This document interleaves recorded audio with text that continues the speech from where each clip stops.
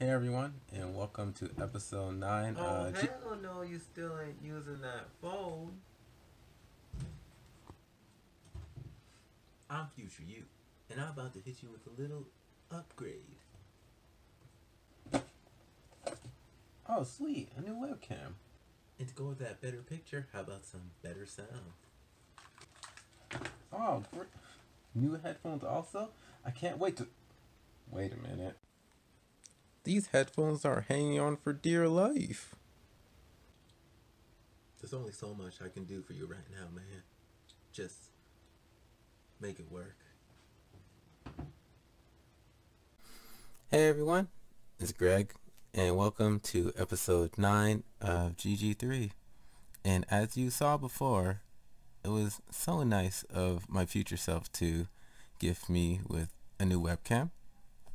As you can tell by the new image picture quality, and new headphones. Even though these headphones aren't really new, I've had these for years. They're just my gaming headset or gaming headphones. So I decided to, with the new picture or new image quality, I might as well try and, I guess, improve the sound. So I tried multiple things, but this one seemed to work the best. We're going back to the original format of me reading single issues and rating between my top DC, Marvel, and independent. So we're just going to quickly get into it. So I'll start by listing off the comics I read from DC. The past month I read Batman Beyond 43, Batman 3 Jokers, book number 1, Death Metal Trinity Crisis, and Far Sector number 8. Now for independent, I read Atlantis Wasn't Built for Tourists number 1, Concrete Jungle number 1, Cutting Edge number 1, Dune number 1, La Diablo, this was a one-shot, Lone Receiver number 1, Madame Satan number 1, Mighty Morphin 1, Ninjas and Robots number 1, and United States versus Murder Inc., as you can guess, number 1. Now finally, what I read for Marvel was Marvel Generations, The Mighty Thor, and The Unworthy Thor, Marvel Generations Totally Awesome Hulk and Banner Hulk, Marvel Generations Jean Grey and Phoenix, Mighty Avengers number 1, and ShangChi number 1. Okay, to start off, I'm going to read a summary of Batman Beyond. Terry McGinnis has his memories back, and he's ready to resume his duties as Batman in Neo Gotham.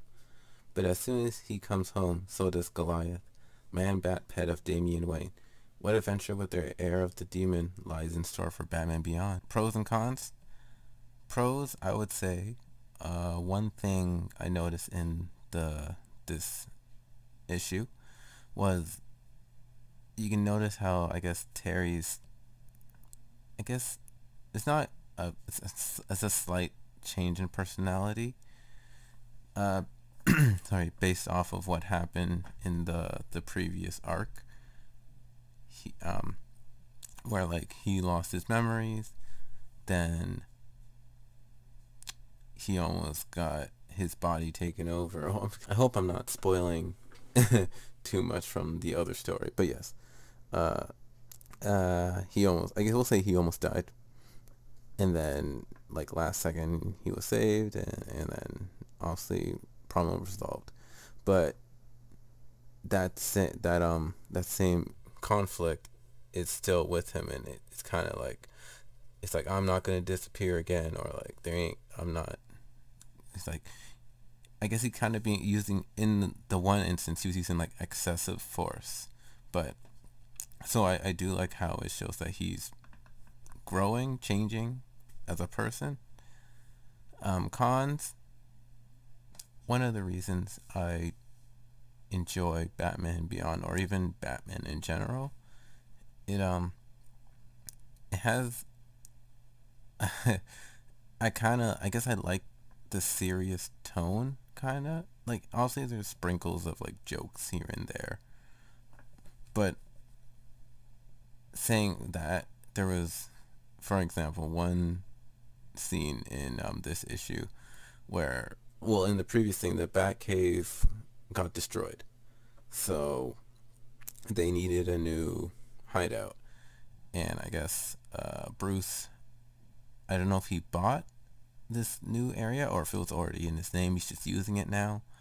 But and then Damien's brother Max called it the Bat Suite. I think Damien. Sorry, wow, I said Damien. It's Terry, and I think Terry agreed with him. And so yeah, I believe they're gonna call it the Bat Suite. And I was like really, that is such a bad name. But and honestly, I don't know. Nothing too much happened in this story besides what was in that summary. So, but you can't expect much. It's the beginning of this new story. So that's my little con.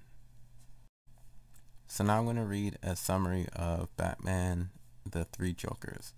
The summary I found kind of lengthy, so I'm just gonna, I guess, read mainly the last part. Find out why there are three Jokers and what that means for the Dark Knight and the Clown Prince of Crime. It's a mystery unlike any Batman has ever faced. Pros: I really like how the interaction between Batman, Batwoman, or Batgirl, sorry, and Red Hood.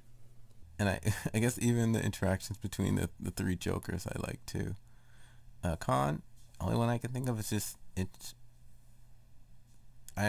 have any cons. I guess you could say it's short, but only because I really enjoyed it. So I'll say there's no cons. Now here's a summary for Death Metal Trinity Crisis. With Superman freed from his new Apocalypse prison, the classic Trinity lineup is back together and ready to rock their next gig. Wonder Woman, Batman, and Superman amp up their power to launch an assault on Castle Bat, and that's just the warm-up act. Three walking nightmares are hidden deep inside the fortress, but these dark multiverse versions of the Anti-Monitor, Superboy Prime, and Darkseid hold the key to humanity's survival. The Justice League have faced down their old nemesis, but will round 2 be the end of our heroes? Pros I had with this comic: I like seeing this universe's version of heroes and villain. Cons: this might just be because I didn't finish 3-part Death Metal series, so this story was okay. I kind of felt lost in some points, but it was decent. Next up, we have a summary for Far Sector. While still processing her feelings about Council of Mars, Jill tracks down the Riders who killed Averup Thorn and gets the first hint of what's really going on beneath the surface of the city Enduring. Reporting to the Council, Jill is disgusted to realize she's facing the same kind of callous, responsibility-avoiding bureaucracy as back home on Earth. Pros, which for this whole series, let's get out of the way, it's the art, and I do enjoy the storytelling. I really enjoy how they put, I guess, references to other, I guess, media or other movies and stuff in the story. The cons, I would say I didn't have any cons with this issue. Surprise. And with that, now we move on to our independent section. So I'm going to start this off with a summary of Atlantis Wasn't Built for Tourists. Lovecraft meets Sergio Leone in a modern tale of corruption, family legacies, and nightmarish dread. Lucas Lewis drifts into Atlantis City, Oregon, wanting nothing more than a hot meal and a soft bed for the night. What he finds instead is a small town enthralled to eldritch creatures lurking in the surrounding wilderness, possibly guided by an even more sinister force. Lucas becomes determined to eradicate all Atlantis' demons, but these monsters are not what they seem. Unfortunately for the monsters, neither is Lucas. This usually happens, and I don't realize it happens until I'm recording, but I don't usually read, I guess, like summaries about what the comics I pick up are about. Usually it's just like if I find the name interesting or if the cover looks nice, I'll pick it up. So I had no idea what this story was going to be about. I didn't think the main character going into Atlantis was going to have some type of, let's say, quirk to him. I thought it was just going to be Atlantis in itself only. But, so, going into that, I'll say that's a pro for it. Now for cons. I don't even know how to explain it. It's,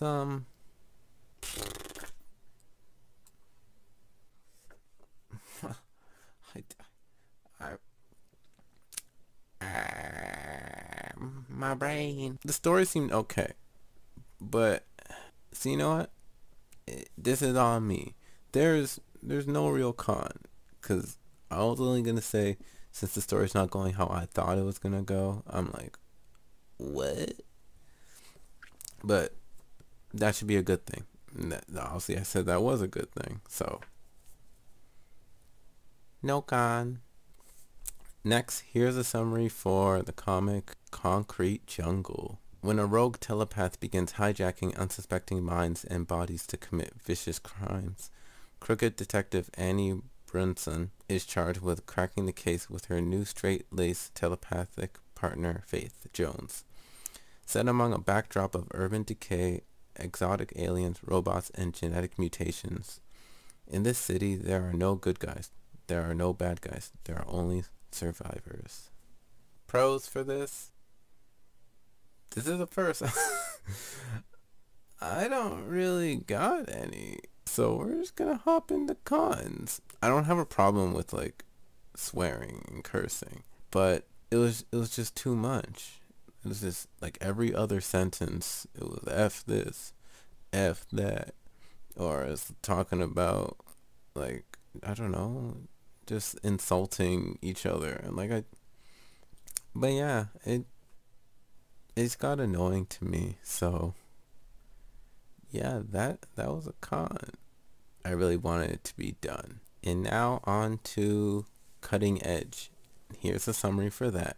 Tomb Raider meets the League of Extraordinary Gentlemen in a brand new series by renowned fantasy author and award-winning Italian artist. Brought together by a clandestine corporation, the world's greatest minds are set a challenge of epic proportions. The dodecathlon.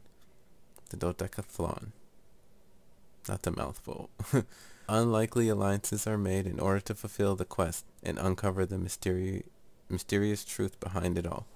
But as a conspiracy is unveiled, how many will survive? Pros that I had with this story, or this issue, I guess as it says is an award-winning Italian artist, I did enjoy the art, and the story seems interesting. Well, I'm sure everyone has their own agenda.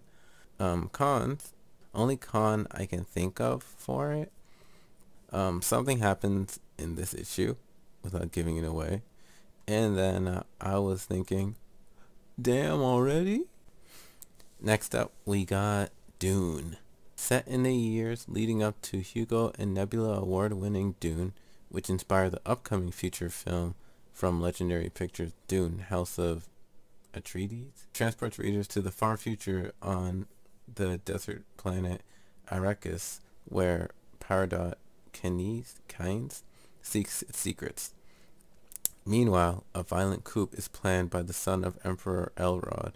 An 8-year-old slave, Duncan, Idaho, seeks to escape his cruel masters, and a young man named Leto Atreides begins a fateful journey. These unlikely souls are drawn together, first as renegades and then as something more, as they discover their true fate to change the very shape of history. Well, apparently, I don't know if this is like a retelling of a story, but I guess I might be missing some information, or if I don't know. But a pro, art was nice, and the story seemed semi-interesting. Cons for me that I had about it, I don't know if I miss like if there's just like a Dune comic, so I don't know if I'm just missing information. And also there's all these different places, all these different people. They were just throwing all these things at me in issue 1. That's why I felt like I was missing something. It just felt a little overwhelming to me, I guess, being new to it, if this is a well-established thing already, which it seems like it is. Oops. Next I'm going to be talking about La Diablo. Funny thing is, if you saw our comic haul video when I got it, my non-Spanish speaking self, apparently barely English he's also, said, "Y la Diablo." And then Anika looked at me and I was like, "What?" And then, like, right when she corrected me, I remembered how, I guess, punctuation works for exclamations in Spanish. But yes, sorted it out, so it's La Diablo. I'm going to read a summary now. A Lords of Misery prelude. Who is she? What is she? A vigilante? A phantom? A beast straight from hell? Are you listening, Bronze? She is La Diabla, a fuel-injected Latina suicide machine sent to strike down the unroadworthy. A rocker, a roller, out of controller. She's laying down a rubber road of freedom, baby. Think of her when you look up at the night sky. Prose for La Diabla. Based off the summary, it's not exactly known, I guess, where she comes from, or I guess what she is. But, so in this issue, it was just 3 people kidnapped, I think a girl and a father and his daughter. And he was talking about, I think he was praying to La Diabla to save them. And the 3 people who kidnapped them were just telling the stories of where they have heard La Diabla comes from. So they were interesting stories, but honestly, we don't know which one is true, because these are just tales that they have heard from family or just other people. But yeah, I did enjoy them. Cons, I would say, with the story, it's only a one shot. I wanted more. I didn't know it was just a one shot. I forget what story it said it was setting up. I think it's like a team of people. I never really looked into the other ones, so that's the only one I got. Next up is Lonely Receiver. Katrin Vander, a lonely video producer, buys an artificial intelligence partner that's meant to bond for life. After 10 years together, her holographic wife suddenly disconnects without a warning. The breakup drives Katrin to the point of near insanity. She's alone for the first time in years and reeling from a loss she can't comprehend. Pros I had with this story seemed interesting. Art was good too.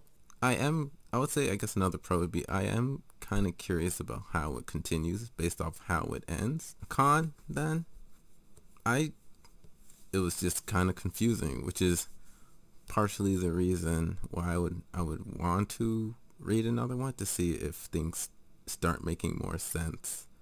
Now, Madame Satan. From the world of the hit series Chilling Adventures of Sabrina comes Madame Satan. The Queen of Hell has had enough playing second fiddle to the devil himself and is ready to take matters into her own hands. Will Madame Satan prove herself to be the most powerful being of the underworld? Find out in this terrifying one-shot tale. Pros for this is I enjoyed Madame Satan's character, and I don't remember her underling's name, or I guess her right-hand demon, we'll say, or whatever she was. I did enjoy, as I said, their interactions and seeing, I guess, why Madame Satan did what she did. Con, same as La Diablo, it's only a one-shot. Kind of wish there was more to read. Maybe the Sabrina comics would touch on it, but I haven't read any, so I don't know. Okay, here's a summary for Mighty Morphin. So, 2 new series, 2 new teams. The Unlimited Power Ranger era begins here.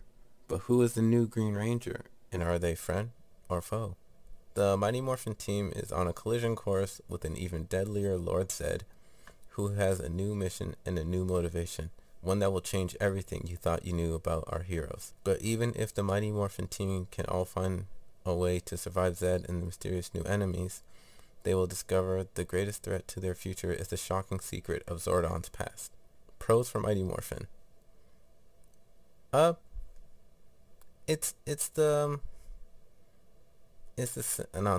same team, I guess you've seen. Wait, that's a lie. Sorry. It is the team that you've seen in the 90s show, but it's not the original team. Like, it's when some people get traded out, they had like a little, I guess, fight with some monster that came, and then that mysterious Green Ranger came, which they don't know who he is. Man, it seems promising. But I feel like I also have like a soft spot for anything Power Rangers. Con, I feel like I'm just kind of confused with how the story's going. But that's mainly because I was not caught up. If Mighty Morphin was a series before, which I'm pretty sure it is, I didn't finish reading all of that, and then I'm not sure if I guess if I read the other one, I might just know a little more. But I guess they're starting at number one, honestly, for people like if you jump in now, you should still be okay. Here's a summary for Ninjas and Robots. When Ninja Princess Yuki Tachibana finds herself imprisoned on an island infested by killer robots, she must draw upon a lifetime of ninja training to escape. Unfortunately for her, she can't even remember how she got there. When push comes to shove, will she remember how to fight? Join us as the epic world of ninjas and robots begins. A pro I had for this comic or issue, the story was okay. Nothing super crazy. But for cons, which I feel like kind of ruined it for me. Well, let's put it this way. When I was looking up comics that were coming out that week, and then I saw the different covers, I saw one of the covers, and I was like, ugh, I don't want that. So I got the cover that I showed for when I reviewed what comics I was reading. But unfortunately, the art in the comic is similar to the art on the cover. So I didn't like the art. Here is the summary for United States vs. Murder Inc. From the Eisner Award-winning creators of Powers comes a crime-infused blast of alternate history. Years ago, the 5 families of organized crime had such a stranglehold over the American public that the U.S. government found itself forced to give up part of the country or lose all of it. Now the unrest between America and the families has come to a boil. A war is about to come, a war no one is ready for. Newly made man Valentine Gallo and mob hitman, is it Jaeger or Jagger, Rose, find themselves torn over which side of the war they want to be on. Pros I had with this issue is the story was good. I liked how it started. I guess not really. It talks, well, it's basically how her father dies. And I enjoyed how that whole sequence went through. Not saying I'm enjoying the death, but I like how they did the sequence. I like the art style in it. And I like how, it's like, the colors, it's a simple, but I guess effective art style I found it to be. I didn't really have any, cons for this issue. Here's a summary for Generations Hulk. It's pretty short, so. Bruce Banner, Amadeus Cho. Both have carried the curse of the Hulk. Now they come face to face at last, but will they meet as friends or foe? A time-bending tale that will finally answer the question on everyone's mind. Who is the strongest one there is? Pros I had with this issue, or I guess one shot, was I enjoyed the interaction between Amadeus and Bruce Banner. I also liked how I found each of their takes on the Hulk interesting. Like at the end, Bruce Banner was talking to Amadeus saying that the Hulk, like, they're not heroes, they're prison guards guarding obviously the beast within, which is the Hulk, and that the Hulk's power is not a gift but is actually, and he's cut off, but you also know he's gonna say a curse. So I wasn't able, well, no, I wasn't able. I didn't have any cons for this issue. I actually really enjoyed it. Next up, here's a summary of Generations Jean Grey Phoenix. Teenage Jean Grey is willing to do whatever it takes to avoid the fate that befell her predecessor. But when Jean is cast through time and comes face to face with the newly possessed Phoenix, will she find the key to saving herself or learn that her fate is sealed? Pros for this issue was I like to see how Phoenix used her power, like how she was able to I guess materialize whatever she wanted essentially. I thought the overall story was okay. Can you imagine how cool it would be to have Phoenix's powers? It'd just be like, I'm using my mind to change my clothes. Oh, well, guess that was easier than I thought. Cons. I just found, I guess, the future Jean Grey. I don't know, she wasn't that interesting.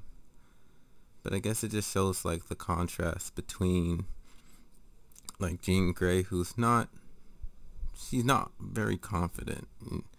She's reserved, she's shy, same thing.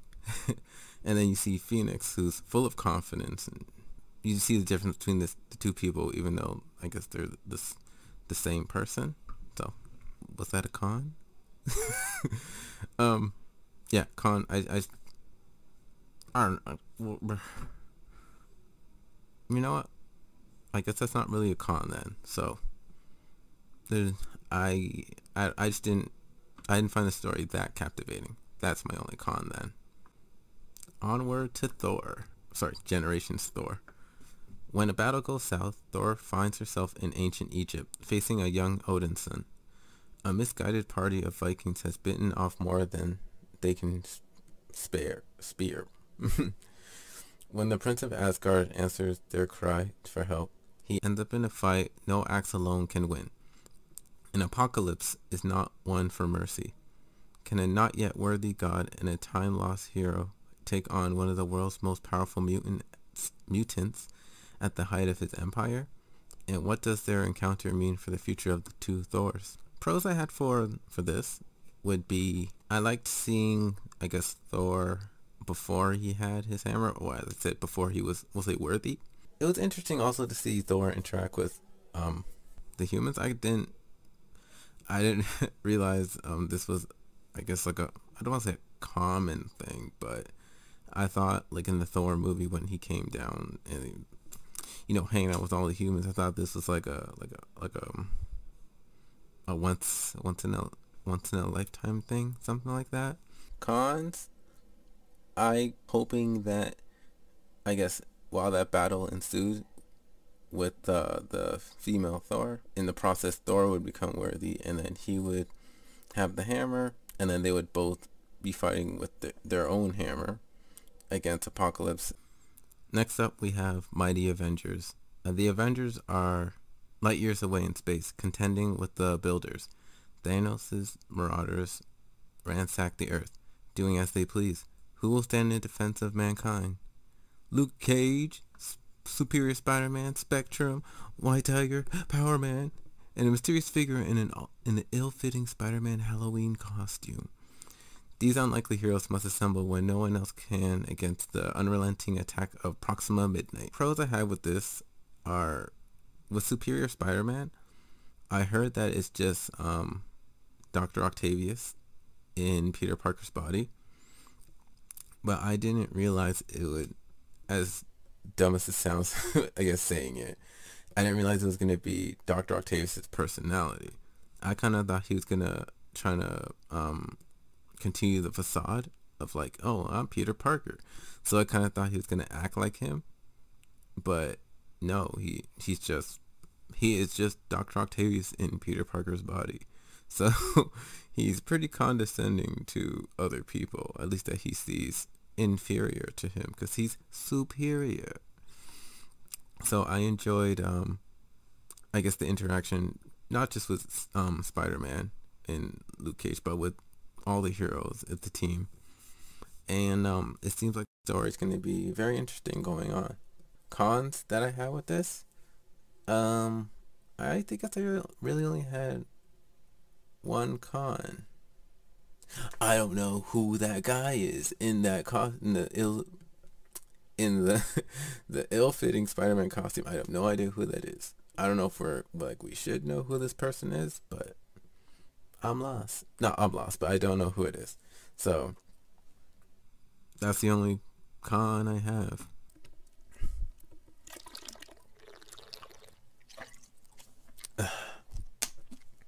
Okay, we almost there. We on to the last one. ShangChi. The Master returns. An ancient and evil secret society has stayed in hiding since the death of their leader, Zhang-Shu. But now his successor has been chosen to shift the balance of power in the world. Shang-Tsu's son, ShangChi. Witness the Marvel Universe's greatest fighter return to a world of death and destruction he thought he left behind long ago, and discover the secrets to Shang-Chi's past that will change his world forever. Pros I had with this issue were, I like how it showed the past and like what happened with Shang-Chi's father, Zhang-Shu. And I also like how it showed his siblings, which represented different weapons. What were they? It was like staff, hammer, fist. Was it spear? Something like that. Con I had with the issue was I don't know. I guess I wish it was a little longer. That might be it, really. Now that we got the summaries, pros and cons out of the way, let's finally get to my Grand 3. So for DC, my top pick was Batman 3 Jokers, Book 1. For my independents, my top pick was United States versus Murder Inc. And finally, for Marvel, my top pick was Mighty Avengers. So yep, that's my Grand 3 for the month of November. Yeah, for November. And with that, I just have, I guess, a couple announcements too. I'm going to be taking a break for this last month. So I'll be reading comics still, but I won't have an episode out in January of next year. So I'll be back in February. And since February is such a special month for me and the Black community, I'm gonna try and do a Black History Month special. So that's just gonna be, I'll read, yeah, I guess I'll stick to comics. I'll read single issue comics, which either have a Black main character, or if the comic has, like, I don't know, a Black artist or a Black writer. So yes, I'm gonna be focusing on that. I'll still be seeing you guys in our weekly comic calls whenever we go. I want to wish everyone a Merry Christmas and a Happy New Year. Be safe. Obviously, this year is going to be different because COVID. So please, as tempting as it is to go out and socialize as previous years, please exercise caution and, you know, do what your government is saying and just be safe. There will be more Christmases and more New Years if we just get through this. I promise. Okay. See you guys later.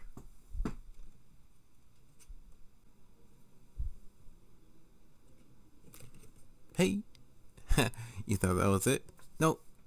I'm here to announce the winners for my GG3 giveaway. Anika and I did we did the draw last Wednesday, when we went for our comic call, and I have the winners written down here, so I'm gonna read them in order. The winner of